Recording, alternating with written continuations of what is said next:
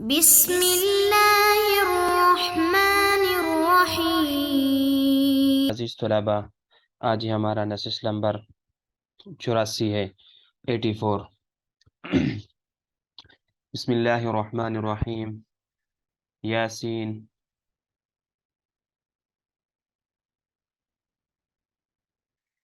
یاسین والقرآن الحکیم انک لمن المرسلین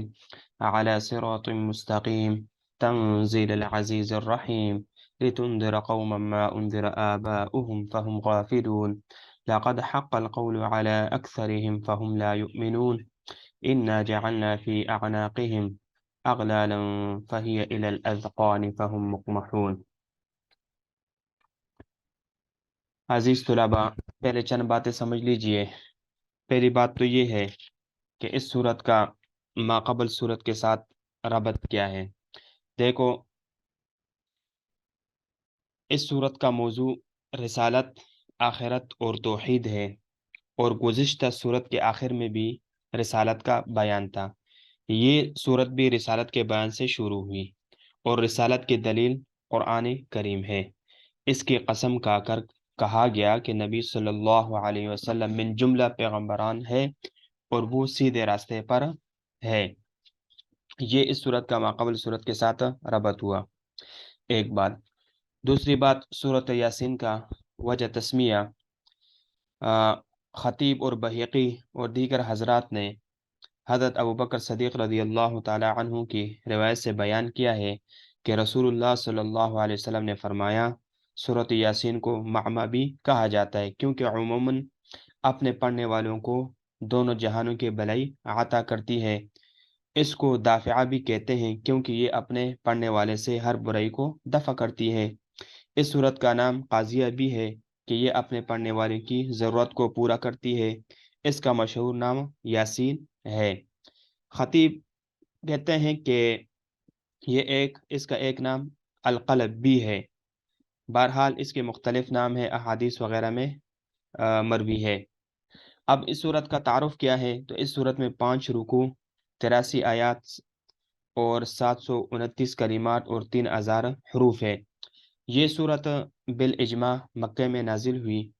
صورت کے آغاز میں رسالت کا بیان ہے، اس کے بعد توحید کے دلائل اور آخر میں حشر اور نشر اور معاد جسمانی کا مفصل اور مدلل بیان ہے۔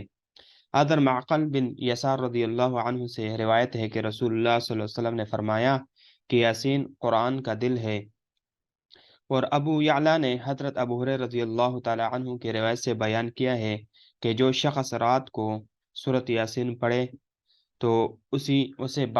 بخش دیا جاتا ہے، اور جو سورۃ الدخان پڑھے اسے بھی بخش دیا جاتا ہے۔ بہرحال مختصر اس کے بہت سارے فضائل ہیں۔ اب رہی بات مضامین کے، تو اس صورت میں کل 5 رکوع ہے، جیسے کہ شروع میں نے ذکر کیا۔ پہلے رکوع میں رسالت محمدی کا اثبات اور مکذبین نبوت کی تحدید ہے۔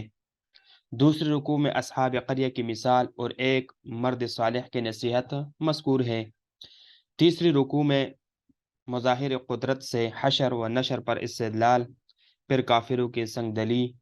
اور قیامت کا اچانک آنا بیان کیا گیا ہے۔ چوتھے رکوع میں نفخ ثانی، اہل جنت کا انعام اور اہل جہنم کی ذلت اور رسوائی بیان کی گئی ہے۔ 5 رکوع میں اللہ کی نشانیوں، حشر نشر کا اثبات اور اس کی قدرت کاملہ کا بیان موجود ہے۔ اب ترجمہ دیکھ لیجئے۔ یاسین یہ حروف مقطعات میں سے ہے۔ والقرآن، قسم قرآن کی، الحکیم پر حکمت کی، انکا بے شک آپ، لمن المرسلین یقیناً رسولوں میں سے ہے، علی صراط راستے پر، مستقیم سیدھے، تنزیل بتدریج اتارنا، العزیز زبردست، الرحیم نہایت مہربان کا، لتنذرا تاکہ ڈرائے آپ، قومن لوگوں کو، ما نہیں انذرا ڈرائے گئے، آباؤہم ان کے آباء و اجداد، ان کے اسلاف، فہم بس وہ، غافلون بے خبر ہے، لقد تحقیق، حق ثابت ہوئی، القول بات، علی اکثرہم ان کے اکثر پر، فہم بس وہ لا یؤمنون ایمان نہیں لائے گے، انا بے شک ہم نے جعلنا بنائے فی اعناقہم ان کی گردنوں میں اغلالا توق، فہی بس وہ الی الاذقان ٹھوڑیوں تک ہے، فہم بس وہ مقمحون سر اٹھائے ہوئے ہے یا سر جھکائے ہوئے ہے، فہم مقمحون انا جعلنا فی اعناقہم انا جعلنا کہ یقیناً بے شک ہم نے بنائے فی اعناقہم ان کی گردنوں میں اغلالا توق، فہی بس وہ الی الاذقان ٹوڑیوں تک ہے، فہم بس وہ مقمحون سر الارے ہوئے ہے یعنی سر جھکائے ہوئے ہے، یا یہ ہے کہ مقمحون کہ یعنی سر اٹھائے ہوئے ہیں اور آنکھیں بند کر لیے ہیں۔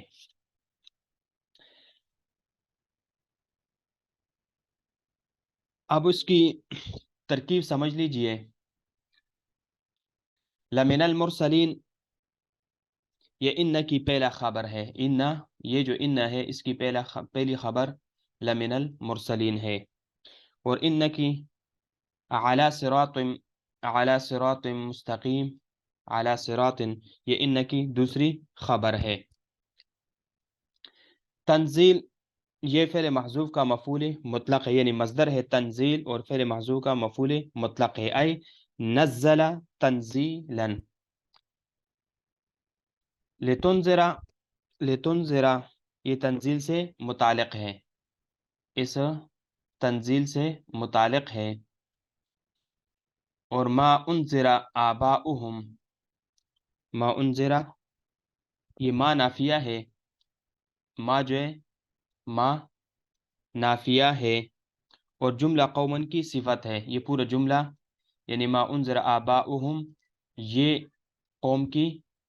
صفت ہے۔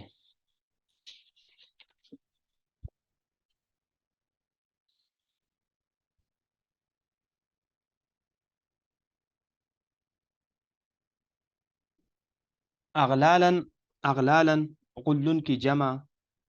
توق وغیرہ کو کہتے ہیں، یعنی وہ لوہا جو قدیم زمانے میں غلاموں مجرموں کے گلے میں ڈالتے تھے اس کو توق کہا جاتا ہے۔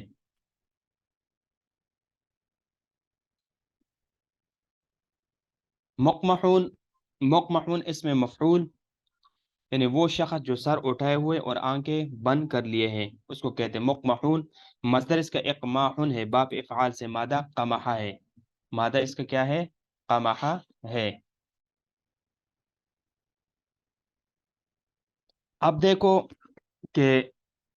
خاتم النبیین صلی اللہ علیہ وسلم حضرت محمد صلی اللہ علیہ وسلم اللہ کے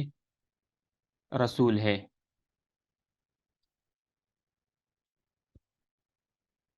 اور دلیل رسالت قرآن کریم ہے، یہ آپ کا سب سے بڑا معجزہ ہے، اس کی قسم کہی گئی ہے کہ قرآن کریم دلائل کو قسم کے روپ میں لاتا ہے، پھر مدعی یعنی مدعا کہیں اور مذکور ہوتا ہے، کہیں مذکور ہوتا ہے، کہیں محذوف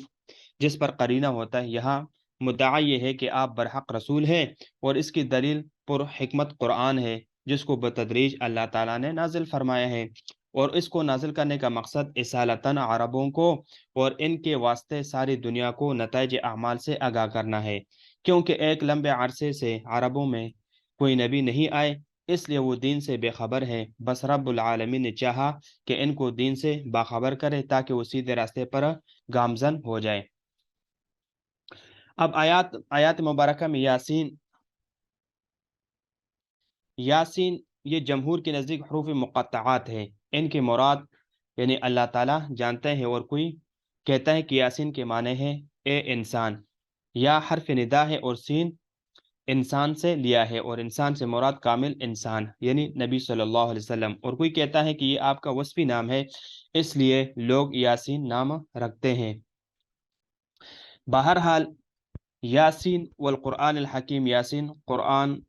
پر حکمت کی قسم، انک لمن المرسلین علی صراط مستقیم کہ بے شک آپ من جملہ رسولوں میں سے ہے سیدھے راستے پر۔ یاسین ابن عباس رضی اللہ عنہما کا قول ہے کہ اے انسان، یہ بنو کی لغت ہے، وہ فرماتے ہیں اور امام ابو حنیفہ رحمہ اللہ سے ایک روایت ہے کہ یا محمد صلی اللہ علیہ وسلم حدیث میں فرمایا، اللہ تعالیٰ نے قرآن میں مجھے 7 ناموں سے پکارا: محمد، احمد، طہ، یاسین، مزمل، مدثر اور عبداللہ۔ اور ایک قول یہ ہے کہ اے سردار۔ بہرحال یہ مختلف یعنی روایت ہے یاسین پر، لیکن جمہور کے جو قول راجح وہ یہ ہے کہ یہ حروف مقطعات میں سے اس کا معنی اور مراد اللہ تعالیٰ ہی جانتے ہیں۔ والقرآن الحکیم، یعنی القرآن سے قسم ہے، الحکیم حکمت والا، یا یہ کہ حکمت کے منہ بولتی دلیل ہے، یہ حکیم کا کلام ہے، بس متکلم کی صفت اس کو موصوف کیا گیا ہے۔ انک لمن المرسلین، بے شک آپ من جملہ پیغمبروں میں سے ہے۔ یہ جواب قسم ہے، اس میں کفار کے اس مقولے کی تردید ہے جس کو دوسرے مقام پر ذکر فرمایا، لستا مرسلین، علی صراط مستقیم، کہ سیدھے راستے پر ہے۔ تو یہ خبر کے بعد دوسری خبر جسے میں نے شروع میں بتلایا آپ کو،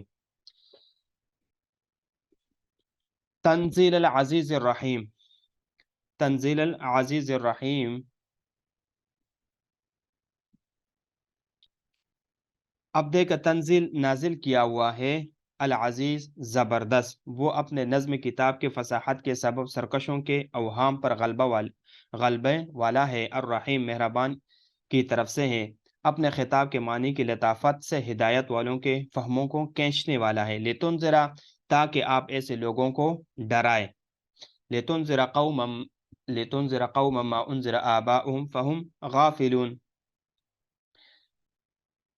تاکہ آپ ایسے لوگوں کو ڈرائے، لتنذر آباؤہم، اب لتنذر کا معنی یہ ہے کہ تقدیری کلام یہ ہے، لتنذر قوما انذارا آباؤہم ای مثل انذار آبائہم، تاکہ تم قوم کو ان کے آبا کی ڈرانے کی طرح ڈراؤ، فہم غافلون، بس اس لیے کہ بے خبر ہے۔ اگر ماں کو نافیہ مانے تو اس وقت اس کا تعلق نفی سے ہوگا، تقدیری کلام یہ ہوگی لم ینذروا فہم غافلون، وہ ڈرائے نہیں گئے اس لیے وہ غافل ہے۔ لقد حق القول على اکثرهم فہم لا یؤمنون، ان میں سے اکثر لوگوں پر بات ثابت ہو چکی ہے کہ بس یہ لوگ ایمان نہ لائیں گے۔ القول سے یہ مراد ہے لَأَمْلَأَنَّ جَهَنَّمَ مِنَ الْجِنَّةِ وَالنَّاسِ اجمعین، جو سورۃ سجدہ میں مذکور ہے، یعنی یہ قول ان سے متعلق ہو جائے گا اور ان پر ثابت اور لازم ہو جائے گا، اس لیے کہ وہ ان میں سے ہوں گے جن کا کفر پر مرنا معلوم ہو چکا ہے۔ اور کفر پر پختگی کی تمثیل یہ ہے کہ پھر ان کی کفر پختگی کو تمثیل سے سمجھایا کہ کفر سے ان کے لوٹنے کی کوئی راہ نہیں ہے، ان کو اس طرح قرار دیا گویا کہ وہ ان لوگوں کی طرح ہے جن کے گلے میں توق پڑے ہوئے ہیں، جن سے ان کے سر جھکے ہوئے ہیں، ادھر ادھر نہ سر پھیر سکتے ہیں، اسی طرح لوگ بھی حق کی طرف متوجہ ہی نہیں ہوتے اور نہ اپنے گردن حق کی طرف موڑتے ہیں اور نہ اس کے لیے اپنے سروں کو جھکاتے ہیں۔ اور یہ لوگ ان لوگوں کی طرح ہے جو دو دیواروں کے درمیان پس جائے، نہ سامنے دیکھے اور نہ پیچھے۔ اسی طرح یہ عدم تأمل و عدم تبصر میں اور اللہ تعالیٰ کی آیات میں غور اور فکر سے بے تکلف اندھا پن اختیار کرنے میں ان لوگوں کی طرح ہے۔ فرمایا انا جعلنا فی اعناقہم، انا جعلنا فی اعناقہم، کہ ہم نے ان کی گردنوں میں توق ڈال دیے ہیں، پھر وہ ٹھوڑیوں تک ہے، الی الاذقان فہم مقمحون، الی الاذقان فہم مقمحون، جس سے ان کے سر اوپر کو اچک گئے ہیں، مطلب یہ ہے کہ توق ٹھوڑیوں تک پہنچنے والے ہیں اور ان سے چمٹے ہوئے ہیں، مقمحون ان کے سر اوپر کو اٹھے ہیں۔ عرب، جیسے کہ عرب کہتے ایک مقولہ ہے قمح البعیر فہو قامح، جب اس کو سر اٹھائے دیکھا جائے، اس کا سبب یہ ہے کہ گردن میں ڈالے جانے والی توق کی دونوں سرے ٹوڑی کے نیچے ملتے ہیں، ایک حلقے کا کیل دوسرے سے کنڈے میں پڑتا ہے، وہ ٹوڑی تک بلند ہوتا ہے، اسی وجہ سے اس کا سر نیچے کو جھک نہیں سکتا، ہمیشہ اوپر اٹھا رہتا ہے۔ تو اسی طرح ان لوگوں کو اہل عرب میں بھی ان کے جب یہ گمراہی طے بتے ہو جاتی ہے تو اصلاح کے لیے سخت محنت درکار ہوتی ہے۔ تو چونکہ میں نے جیسے شروع میں چونکہ عرصہ دراز سے عربوں میں کوئی رسول مبعوث نہیں ہوئے، اس لیے گمراہی طے بتے ہو گئی، بس اصلاح حال کے لیے سخت محنت درکار ہوگی، اور گمراہی کی جڑ پکڑنے کو دو مثالوں سے سمجھایا۔ ایک، کسی کی گردن میں ایسا ٹوپ یعنی توق ڈال دیا جائے کہ اس کا چہرہ اور آنکھ کے اوپر کو اٹھ جائے اور نیچے راستے کی طرف دیکھ ہی نہ سکے۔ دوم ایسا معنی پیش آئے کہ اپنے گردن پیش کو یعنی گردن یعنی اپنے گردن وہ پیش کو دیکھ ہی نہ سکے۔ کفار مکہ کے لیے دونوں قسم کے موانع موجود ہے، اور انہوں نے اس وجہ سے کہ انہوں نے ایک عرصہ دراز تک ان میں کوئی پیغمبر نہیں آئے تھے، پھر جب اللہ نے رسول کو بھیجا تو انہوں نے ان کی اطاعت نہیں کی۔ تو کل ان کو قیامت کی احوال سے اللہ رب العزت نے آگاہ کیا کہ اگر تم نے وقت کے نبی کی بات کو نہیں مانا تو کل تمہارا انجام اسی طرح ہوگا۔ وجعلنا من بین ایدیم سدا ومن خلفہم، انشاءاللہ اس کو ہم آگے نیکسٹ درس میں پڑھیں گے۔